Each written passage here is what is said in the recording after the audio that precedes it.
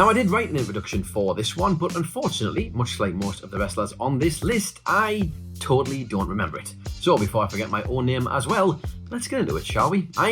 Nope, can't remember that either. This is What Culture Wrestling, and these are 10 wrestlers from ECW's final year you totally don't remember.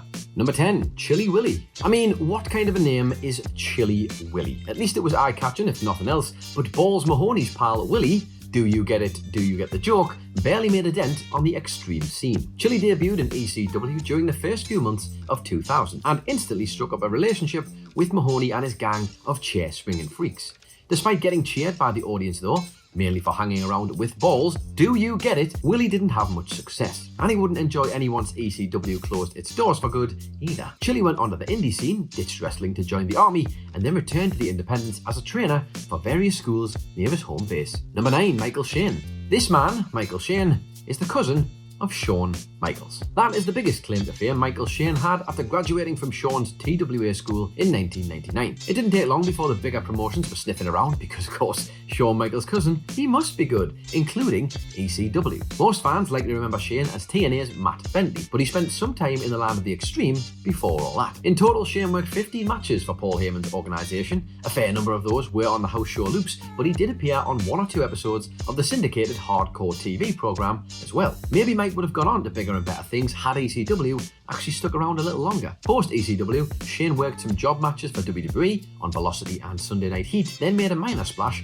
during TNA's early weekly pay-per-view days. He was talented, but emerging from the shadow of Shawn Michaels was always going to be a struggle. Number 8, Julio Dinero. Mr. Dinero was a WWF and WCW jobber named Julio Sanchez before Heyman's group picked him up and gave him some purpose. They teamed in with fellow outcast Chris Hamrick and the wonderfully named Easy Money throughout 2000 and 2001. The threesome, along with Valet Electra, actually had something decent going. Like most on this list, however, Dinero was a victim of circumstances. The inevitability of the promotion's demise stopped Paul Heyman from putting his all into character development, and that definitely impacted the stable's chances. Dinero's biggest moment came when he and Money lost an ECW tag team title bout to Danny Doring and Roadkill on the Guilty as Charged 2001 pay-per-view. He's typically forgotten about next to Easy though, which is a shame.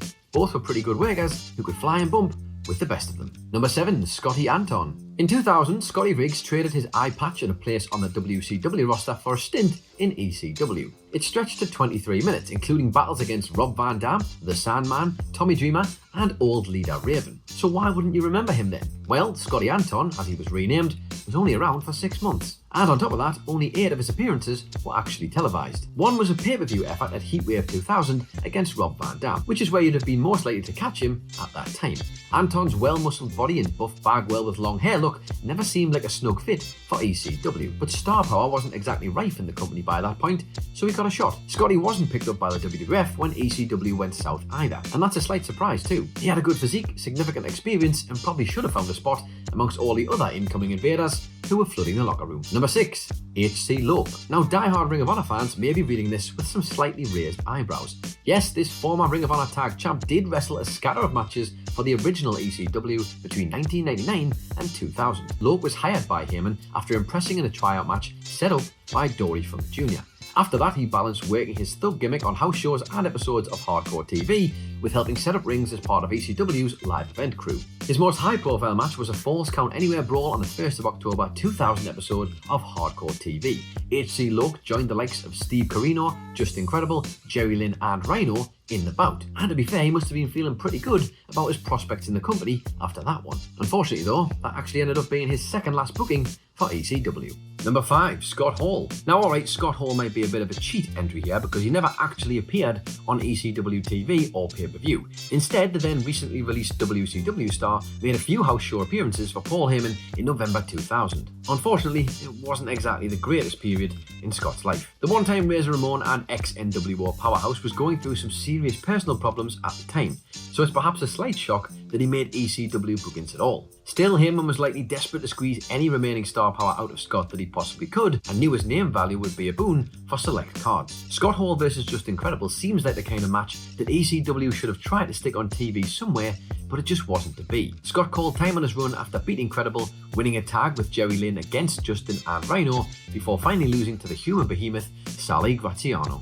Number 4, Red Dog. WWE fans may recall Rodney Mack's time as part of Teddy Long's Thuggin' and Buggin' Enterprises stable on Raw back in 2003. Before that, Mac was known as Red Dog and had a short stay in the original ECW as part of the Baldy's faction. And by short stay, we're talking 15 matches short. Now, Dog was the kind of wrestler that needed some polish from day one. Maybe that's why Paul Heyman put him in a thug faction who exclusively worked weapons-laced brawls, and it might be why he wasn't booked again following his house show loss to Steve Corino on the 21st of October 2000. WWE picked Red Dog up when ECW folded and tried their absolute best to make something out of nothing. And it's fair to say he'll be remembered for that more than his extremely brief flirtation with a certain hardcore promotion from Philadelphia.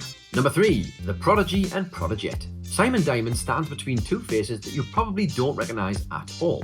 On the right, the Prodigy. On the left, the Prodigette. And yes, don't worry, you're not alone. Not many wrestling fans will remember these two. Tom Marquez played the male Prodigy, and it was bodybuilder Angel Orsini who flanked him as a female counterpart. They were regulars on ECW TV towards the end of the promotion's shelf life. ECW announcer Joey Styles even did everything in his power to talk up the Prodigy as a future star of the company. But sadly, it was definitely a case of too little, too late for that one. For reference, Prodigy and Prodigette formed a group called the Sideshow Freaks with a few other, yes, you guessed it, Sideshow Freaks. Number 2, Bilvis Wesley. Former timekeeper and ECW staffer Bill Wiles transitioned to an in-ring role in 1997, but he fed off house show scraps until 1999. That year, he formed a tag team with the Prodigy and vowed to become one half of the next ECW Tag Team Champions. Wiles worked a few different gimmicks towards the end of ECW's run.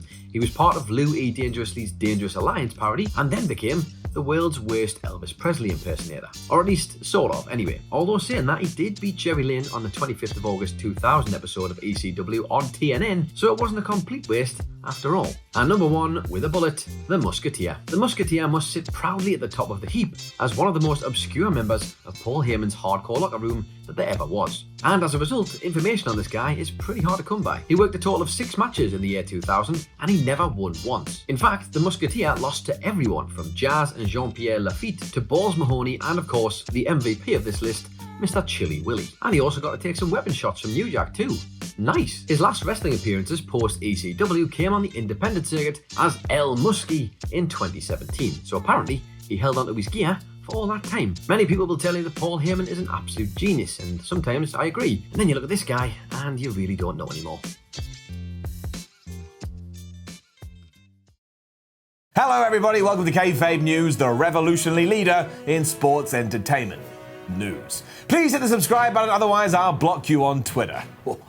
Tonight's top story. While enjoying an episode of WWE Monday Night Raw on the television in a local bar, wrestling fan Terry Darby was shocked and distraught when a fellow bar-goer revealed that professional wrestling is a fake sport. My whole life, I believed wrestling was a legitimate sporting competition, said Darby, 44, but now I'm not so sure since a random guy at the bar made a snide comment on his way to the bathroom. The clever stranger, who was at the Game Day Sports Pub to watch football on a different television, described professional wrestling as, and I quote, a soap opera for men.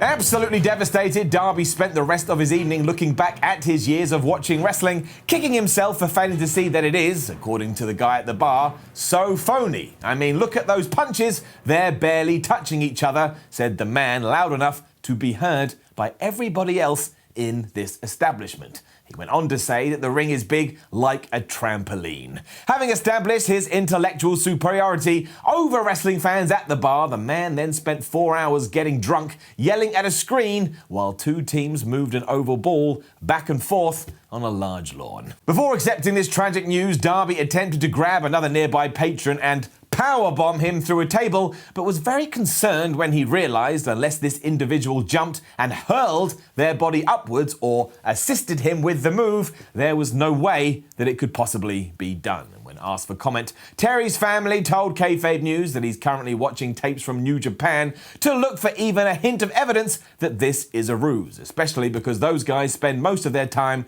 dropping each other on their heads. We shall update you with more when we have it, and if this has affected you in any way, remember, you can always go get in touch with somebody that's not us. we certainly do not want to hear from you. And I repeat, do not come to the studio. Do not come to the studio. We're not here to help. With that said, please do help us by liking the video, sharing the video, and subscribing to the channel. If you want to leave a comment below saying how mad you are that you got duped by another video from us, please be our guest. My name is Flipping Marks, and I will talk to you again soon against my better judgment.